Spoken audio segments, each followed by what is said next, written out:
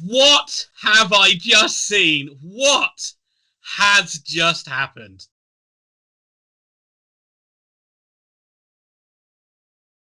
Oh, you're going to have to take the lead, Tom. My heart is beating out of my chest. It is 6 in a row. I'm not even going to do some intro where I pretend that we don't know what's happened. Oxford have just hit a last gasp winner. I believe it was the Shodipo that hits the winner. It was. Apologies if the sound quality is poor, if we don't look ready for this. We weren't. We had a call. We got excited. We thought we need to talk this through. Ian, if I'm not mistaken, this game went 1-0, 1-1, 2-1, 2-2, 3-2, 3-3. And then there was a last-minute winner after Jack Stevens is almost beaten on the line, right? No, it was 0-0. Okay. You are absolutely right, Thomas. And it finished Rochdale 3, Oxford United 4. It is 6 wins in a row, but nobody would have seen this game coming. It is the most crazy game of football I've seen in quite some time. Absolute credit to both sides. As you can imagine, there was some quality. There was some bad play as well. But Oxford have somehow come out on the right side of it. And I tell you, after like the last 10 minutes, that was not looking likely at all. I've just seen that Oxford had 22 efforts in this game. It's lack of shooting. Stats will be a little bit deceptive because there were periods of the game where Oxford were on top of Rochdale and they could have scored a bunch of goals. But Rochdale looked really good going forward. Honestly, they're one of the best sides I've seen going forward in this league. They are borderline reckless the way they attack. You see things like them attacking, all of a sudden a centre-back will be running forward, trying to get in the box. Out of nowhere, you'll see situations. Everyone just bombs on, and Oxford really struggled with it at times. And you can see exactly why they have so many of these crazy games, because, as you can imagine, they can't defend. They cannot defend. Your players are in the opposition's box, can you? Well, and also as well, it was raining, hell of a lot of rain, and also they watered the pitch before the game because Rochdale like to play football and he will not tear away from it. So it was like a fucking slip and slide. It really was out there. It was so greasy, and it just added to this frenetic game, which just barely showed. Yeah, frenetic at times. That was what I was like, but barely slowed down throughout the whole of it. Right, let's just quickly. Sorry, I'm going to just run off here.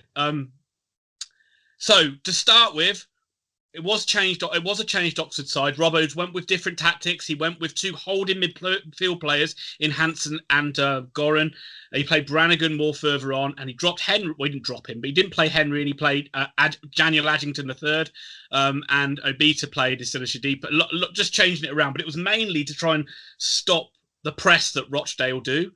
Yeah. And the first 10-15 minutes, so it worked really well because they could barely get out. Oxford were just hitting it direct, but they were causing so many problems. They could have scored 2 or 3 goals early, but they did finally get the first goal. Rochdale failed to clear a corner. It came out to Daniel Agyei III, and he hit a wonderful strike. Just sort of dropped the shoulder, as he does. You never know when he's going to shoot. He has to cut back 2 or 3 times, but he hit a nice shot into the bottom corner, and you felt, right, that's it, plain sailing. 6 in a row, here we come. But back came the Dale. Back came the Dale with force. Every second ball for a period in both halves, it was falling to them, and then they were just hitting us. And the guy in midfield for them, and I'll just bring this thing up. I'll just bring this up while I'm loading. But their equaliser came from their fullback, Don, who was really good in the first half. He caused Oxford a lot of trouble just bombing forward down their left-hand side. And their number 7, Stephen Dooley, he picked up a lot of free balls. He played it out to him, and he drove it long, and he just smashed it into the bottom corner. It was a really good goal. Always goals are avoidable, but you have to say Stevens couldn't do anything. Long did about all he could to close him down. It's just a good finish.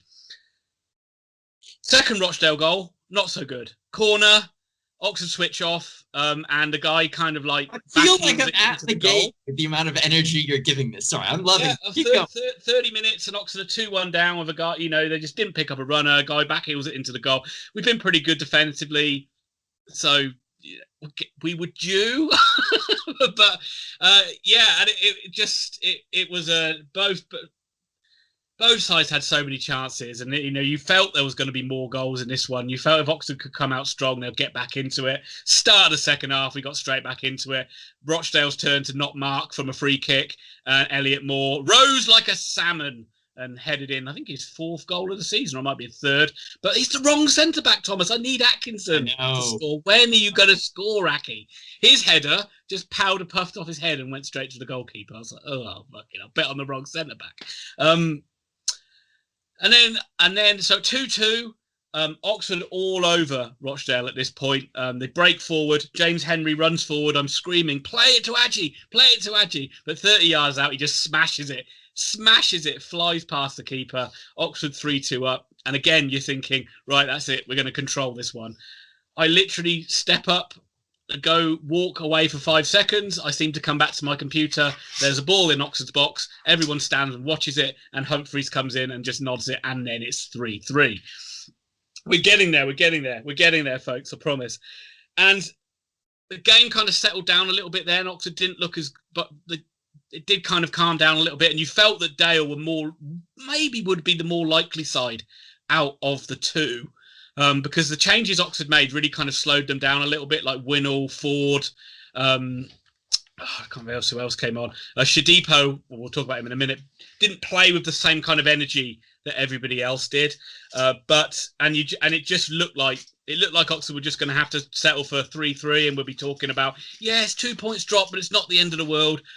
And then a mad moment of football. So I don't know the name of the Rochdale player, but he gets the ball inside the centre circle in his half, and he just drives it forward like Beckham-esque. Like really, like drives it trying to catch Eastwood off his line. Eastwood, I'm somewhere over the place. Trying to catch Stevens off his line. Steve, you just see this moment where Stevens is like scrambling back, and you're like thinking, "Oh my god, he's not going to make it." But he just about gets back there. He can't hold on to it, so he like flaps it down. Luckily, there's no one around. He then bombs it forward. Their keeper comes out to clear it. Absolutely scuffs the clearance straight to Shodipo. Takes a couple of touches. I'm hopping around like a freaking madman on my seat. Saying, go on! And cool as you like, he curls it over the keeper, 2 defenders, into the corner. Oxford win it 4-3. Mad. Right, Ian, you have quite literally 30 seconds before you have to leave. Tell me anything you need to tell me right now, because, we run out of time. I can't compose anything. No thoughts will go logically in my mind. Just look, I thought Rochdale played really well, and I thought I can see why they're down there because they can't defend. But going forward, they are a delight to watch. They really are. Any neutrals watching a Rochdale game, you're in for a treat. Fantastic performance by Oxford. They really liked it. The one thing I liked about them facing this test is a test they haven't faced. I wanted to see if they could overcome it, and somehow they've overcome it. It's 6 wins in a row. We're moving closer to the playoffs. And literally all I can say right now is enjoy it, Oxford fans, because this was amazing. Very quickly needed it because Gillingham, Plymouth, and Blackpool all won today. So when the clubs below you are winning, you got to keep winning. Thank you very much for watching. Please smash the like button if you enjoyed this. Hit subscribe. Check out our websites. Check out everything. We're not going to sell you much more after this. Thank you for watching, and we'll see you for our live stream of the Fleetwood Town Massacre this Saturday.